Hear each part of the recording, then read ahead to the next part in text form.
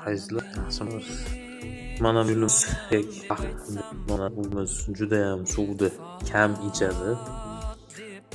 Bunga asosan ko'proq o'sha o'g'it bo'ladigan chirlari o'zini maxsus tayyorlangan o'g'itlarni solib yeyish kerak. Buni qish kunida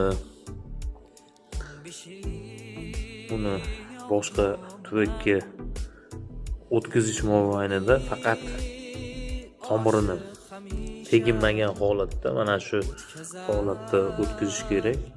Agar bu holatdan tomirini bo'lib yo ikkita yo uchtaga ajratmoqchi bo'lsangiz, bunda bu gulimiz bunday o'z faoliyatini yo'qotadi. O'zi haligi so'lib shunaqangi qurg'ishagan holatga kelib qoladi.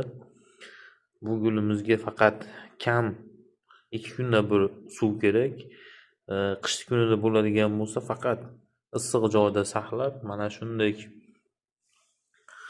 mana shu holatda mana bunday lekamizda mayin suv berishimiz kerak. Ko'proq qishda bular faqat tomiridan suv ichadi.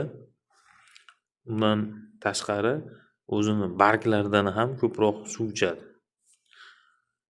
Kimgadir manfaatli bo'lgan bo'lsa, bitta like bosib qo'yasizlar, obuna bo'lish esdan chiqmasin.